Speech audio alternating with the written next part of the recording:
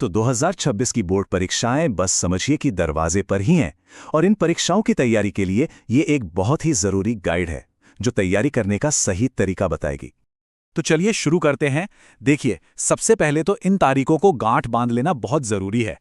18 फरवरी को हिंदी के पेपर के साथ परीक्षाएं शुरू हो रही हैं और 12 मार्च को खत्म होंगी।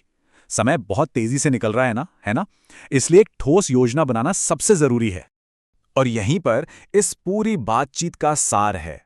देखिए, बोर्ड परीक्षा में टॉप करने का मतलब ये नहीं होता कि हर एक शब्द को रट लिया जाए, नहीं, बल्कि इसका मतलब है स्मार्ट तरीके से तैयारी करना, ये जानना कि क्या पढ़ना है और कैसे पढ़ना है।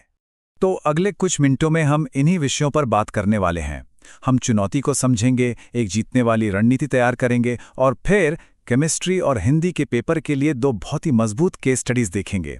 और हाँ, अंत में एक फाइनल चेकलिस्ट भी होगी जिसे तैयारी के लिए इस्तेमाल किया जा सकता है। चलिए, इस बात को मानते हैं, बोर्ड परीक्षा का दबाव बहुत ज्यादा होता है। सिलेबस इतना बड़ा लगता है कि समझ ही नहीं आता कि कहां से शुरू करें। लेकिन घबराने की कोई बात नहीं है। तो इसका समाधान क्या है? समाधान है एक स्मार्ट रणनीति।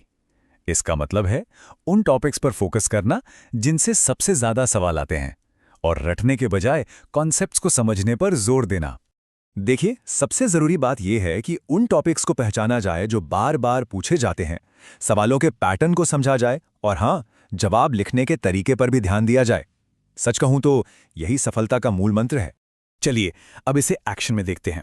हमारी पहली केस स्टडी केमिस्ट्री पर है और हम एक ऐसे चैप्टर पर फोकस करेंगे जो पिछले कई सालों के पेपर एनालिसिस के हिसाब से यूपी बोर्ड में बहुत ज्यादा स्कोरिंग रहा है, कोऑर्डिनेशन कंपाउंड्स। अब ये चैप्टर इतना जरूरी क्यों है?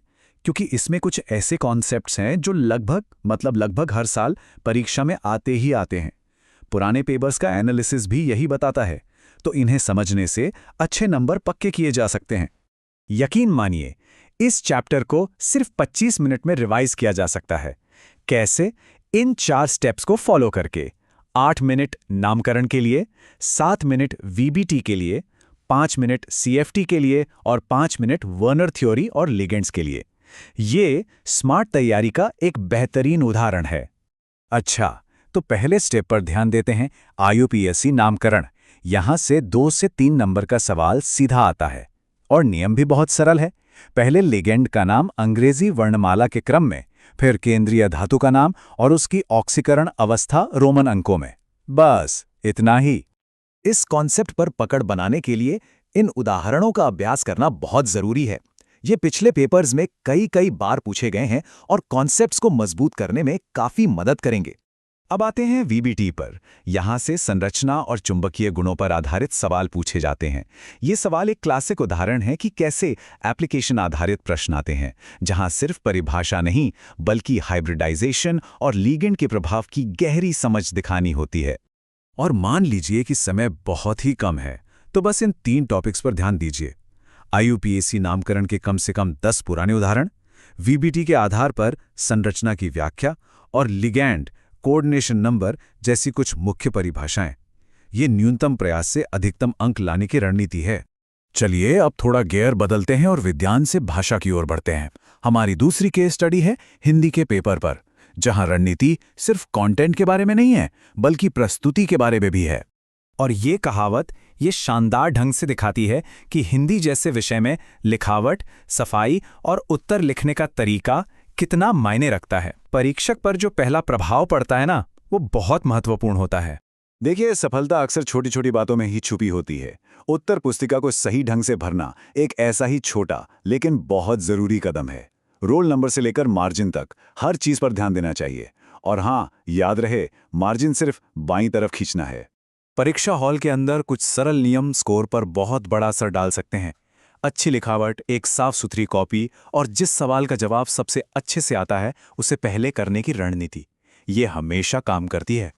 तो अब तक हमने जो कुछ भी सीखा है, चलिए उसे एक साथ लाते हैं।